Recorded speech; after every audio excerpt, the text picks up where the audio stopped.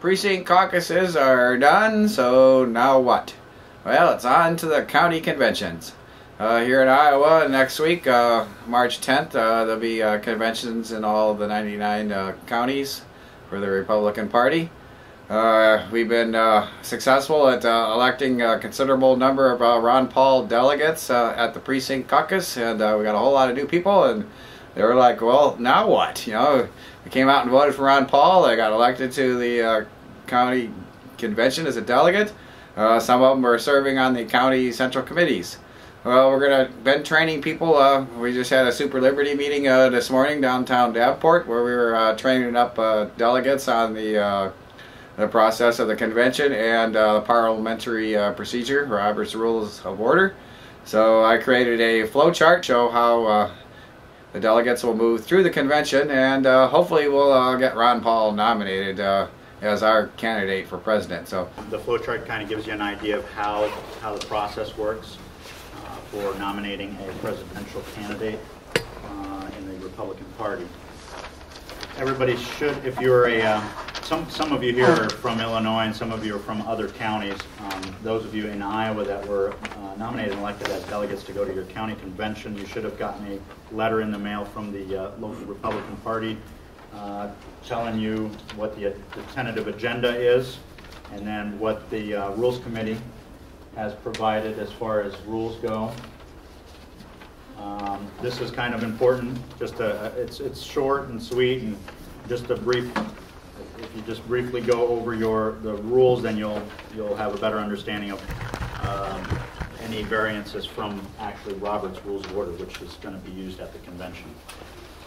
The main focus. Oh, and of course, on the back is a amendments to, or a proposal to amend the platform of the party.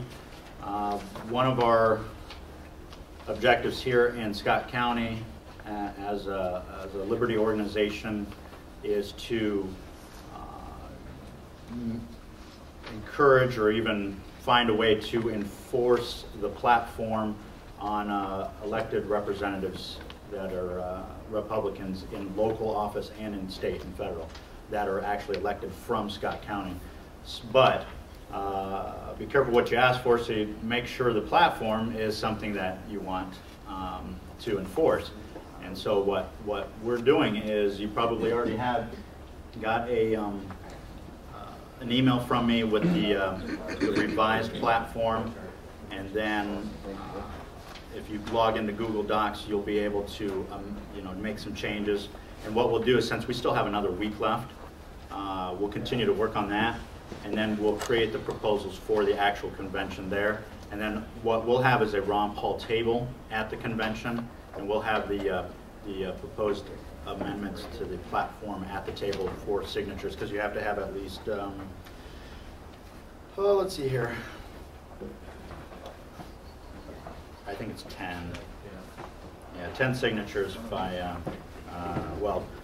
10 different precincts, folks that represent 10 different precincts at least, to that way to put it in as a proposal, so that on the day of, which is a week from now, that convention, then it'll be brought forth in front of the whole assembly to be voted on. My experience, kind of give you back up a little here. Some of us were elected as Central Committee people. The Central Committee is the actual governing body of the local party for the Republicans. There were about a little over 30 of us that were elected, and in our last meeting, almost 61 people showed up. So we essentially held the majority for the Central Committee. That's normal for about half the people to show up, and as long as our people show up, and almost 100% show up, then we'll be able to make effective change in the party. It starts with the Central Committee, because the Central Committee is the only ones that can, create the rules, change the rules, enforce the platform, things of that nature. So, so the beginning, it starts with the Central Committee. We're fortunate to have a lot of people involved from our local liberty movement in the local Central Committee of the party. Moving forward, with our next meetings, we'll continue to try and, of course, enforce the rules. One of the biggest problems I saw in our Central Committee meeting was that the rules were not being enforced. It was kind of chaotic. We weren't following any sort of real Robert's Rules of Order, wasn't being enforced. And as a result, a lot of us were not able to speak or really bring up emotions. It was kind of chaotic. We didn't know where things were at and where things were going. So it was really confusing. So if, at a minimum, if all we do is enforce the rules, we'll have a much easier chance of having an equal voice, allowing for debate and discussion, and that's important. The biggest thing I've seen problem not only in the Republican Party but in the government as a whole is that they're just not following the rules at all. So they apply the rules that fit them when it fits them, and the rest of the time they just kind of go as they please, totally ignoring the rules. And one of the biggest problems we have is that you have elected representatives of constituents that are not being able to get their voices heard, and you have a bureaucratic like committees and administrators that are putting forth all these rules and changes, and then the actual governing body that's supposed to have the power that represents the people are not actually exercising it. And a lot of it, like I said, is not following the rules, not enforcing the rules. So that's why we feel it's very important to do this training, because if at a minimum all we do is enforce the rules, then we will provide an atmosphere that will allow people an equal voice. It'll open up debate, and you won't have an issue where one person or a group of people or the chairman is just dictating everything to everybody else, and everybody else is kind of lost and just sits there. And that's because that's not beneficial to everybody. So, and of course, this meeting was invited. Besides just the Ron Paul folks, there were some other folks that asked if they could attend as well. So, the kind of trainings and functions we do is always open to the public as a whole. We encourage everyone to get on board and become educated, not only on liberty principles, but just also, what are the rules? What are like constitutions? All that kind of stuff. The more educated the people are as a whole, the better off we are as a people, and the more protected both the majority and the minority are from each other, essentially. So, was there? I don't see. We have one person. Okay, there is 2 Board of Supervisor positions opening up, and you can primary for. We have one gentleman that's stepping up to run in the primary from the Liberty Movement. We still have another position available that they could run, and the primary is in June 5th. We're also asking if somebody wants to run for sheriff. They'd be running against Sheriff Conard in the primary. Now, both of you would be Republicans. And then on June 5th, the election, all Republicans that go to the primary and elect who they want to be the nominee of the party, that will take place on June 5th. And that person will then be placed on the general ballot for the November election. So we're asking somebody to, if you know anybody or you yourself want to run for sheriff, that's perfect. And then you would be running against the incumbent Sheriff Conard on the Republican ticket in the primary. There's also like I said, 2 positions available for Board of Supervisors. We already have one guy running, so if somebody else is interested in running for the other position, there's one Republican incumbent running, and then there's a Democrat incumbent running. Okay, I don't know if everybody got one of these flowchart sheets. My name's James Getman. I resided in Scott County until about 2 years ago. Now I live in Muscatine County. Been with Super Liberty from the beginning of Super Liberty. I've participated in the Republican process for about 14 years now. So I just wanted to explain this flow chart here. Right here, you started off as a caucus voter. You attended your precinct caucus, and then luckily you were elected as a delegate to the county convention and possibly the central committee.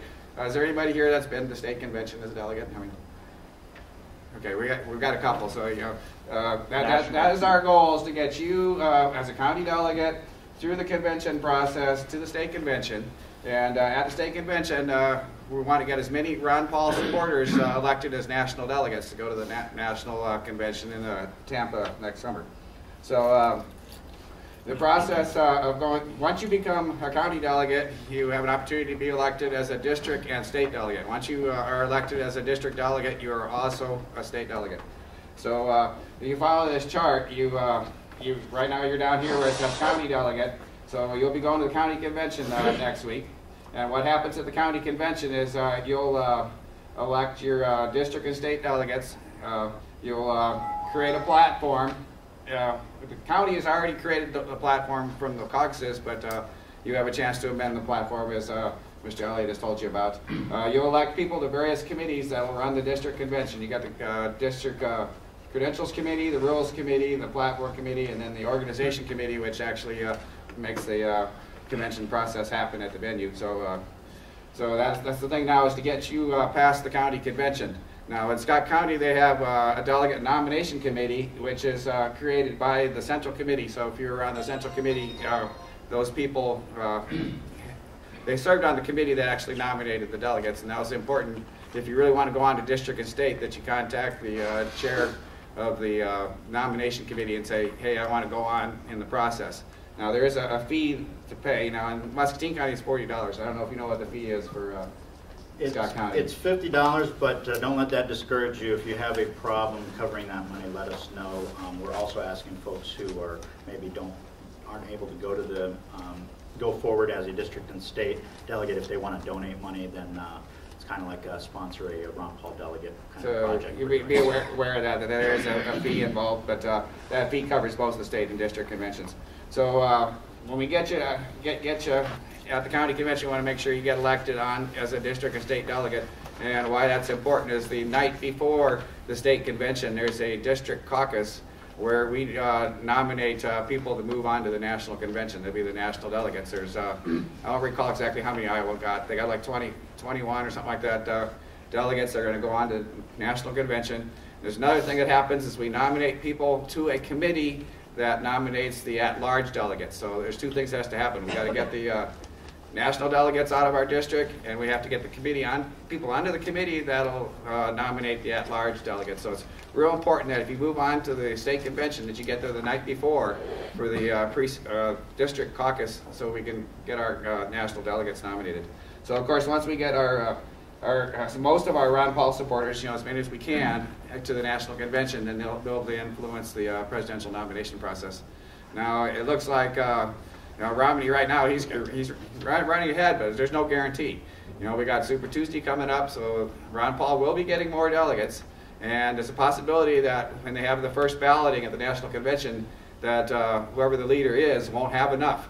So once that happens, these national delegates are not committed to voting for the leader. There's a good possibility they could switch to somebody else, and that's what we want, as many Ron Paul people in there, so that if that comes up, we can possibly get more votes for Ron Paul. And you never know what might happen. That's why we're all in this battle, is to get Ron Paul in there. But basically, each convention process, though, as when you're a delegate at the convention, you'll nominate people that serve on the committees that set up the next convention. And then once you get to district convention, there's people that serve on the state central committee. Those are the permanent people that'll serve the Republican Party for the next 2 years and kind of set the policies. We got Jeremiah Johnson. He was from Dubuque. Now he's in Scott County. And he's a really good guy. We want to make sure that he gets elected. A.J. Spiker. I'm trying to remember the names of some of the other guys.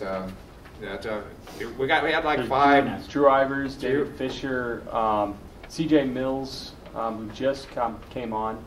And this is Jeremiah Johnson. Yeah, thank you, Jeremiah. But we want to make sure that we get as many Ron Paul supporting people on the state central committee too, because that's going to influence the whole process. Because the state central committee people, they meet and greet all the candidates, and they can decide personally on their own whether or not they want to vet and support different candidates. If we have a majority on the state central committee, we can decide where the funding, we can take control of the funding. Right now it's left up to the legislative majority, so it's left up to those legislators who are in charge. They decide where the funding goes that gets sent to the state party.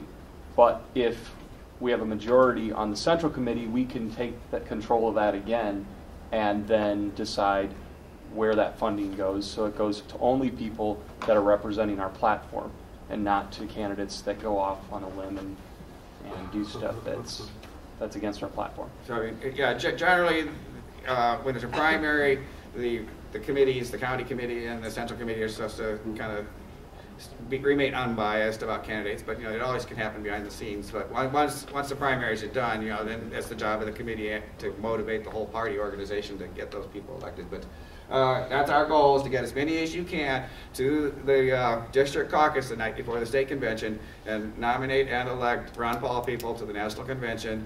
We need people on the delegate or the National Delegate Nomination Committee to get more people, because there's a whole batch of at-large delegates, and a lot of them are the core Republican Party people that have been involved for a long time. So it's important, like national the state central committee people, a lot of them will go.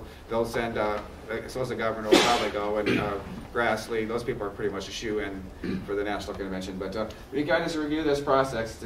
When you attend these different conventions, you will be electing people that make the party happen, and it's important to make your way through this process. Now, Scott County has a nomination committee. I don't know if you ever got the names yet from the nomination committee, but that's something that might come up as a protest at your county convention as to who is on that list of people that are going to move on to district and state, and you can amend it at the convention, so there could be a long, drawn-out battle. Now, in Muscatine, they don't have a nomination committee.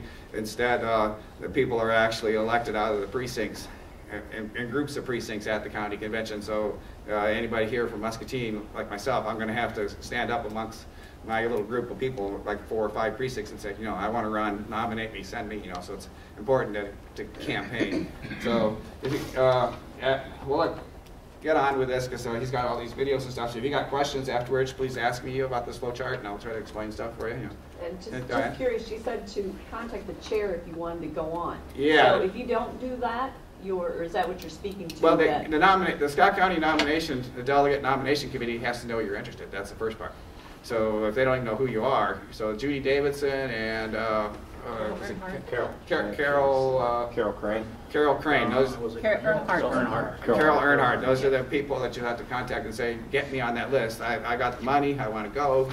I'm motivated. I'm going to serve for Scott County. So if you don't do that before next week, it's nice to have your name on that list, because they're going to read off all these names at the county convention, and then they're going to ask the convention yay or nay on this whole list of names. Now, there's a possibility you can amend that list at the convention, and it'll be a long, drawn-out process, and they'd like to avoid that. They've made it a little easy for us. I don't know if they did this on purpose or by accident, but in the rules, the nominating here's one of the rules that all we have to do is enforce.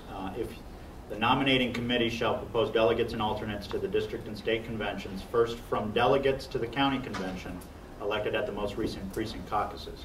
So if you are at the convention and your name is not on the list, but you would like to go, all we have to do is say, well, you have a right to be considered as per the rules that you've already made. So, and that would be if anybody else is on there that is not a delegate from the convention. Right. But it's a numbers game, right? So if you don't know how many people are already nominated, you don't know how many people we That's why we'd like to get the proposed list ahead of time, and then we can start calling people and say, well, they still got openings.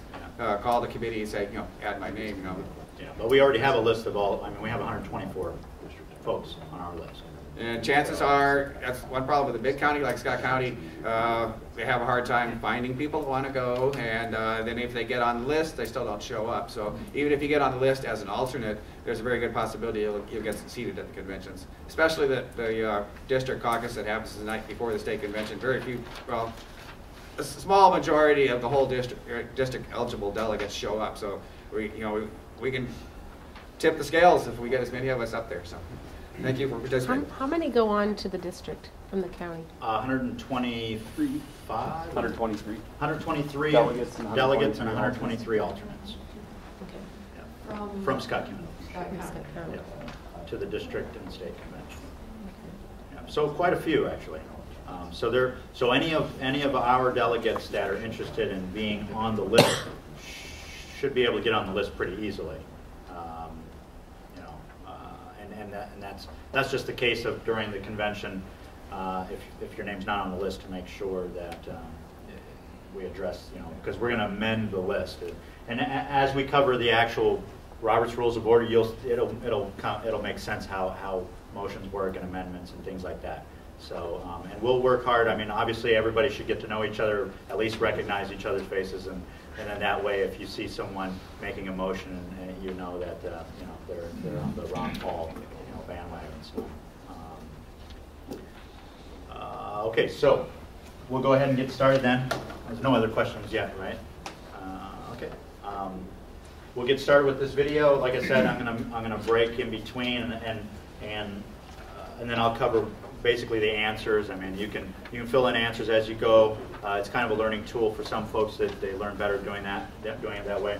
But this workbook is for you to take with you, and then of course bring it with you to the convention if you want as well. That way, in case you forget something, you can look at it real quick and refresh your memory as far as motions go. It's designed to help create movement and help people and groups take action.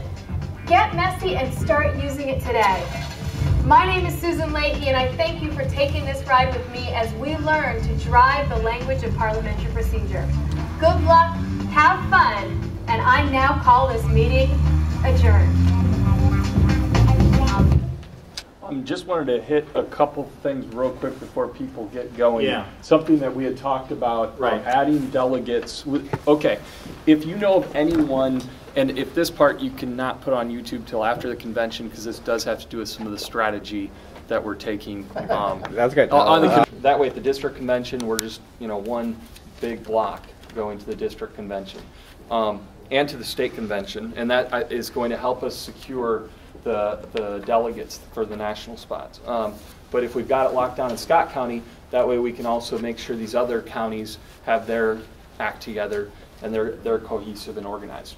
Okay, that's all I have. Okay, and then one last thing, and then we can leave. Remember, I said there's 2 Board of Supervisor slots and a sheriff slot that we could primary in the Republican primary if we choose.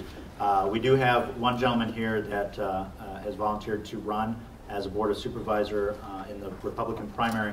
It's Jesse Anderson, and he actually has a petition going around somewhere. I'm not sure if somebody has it.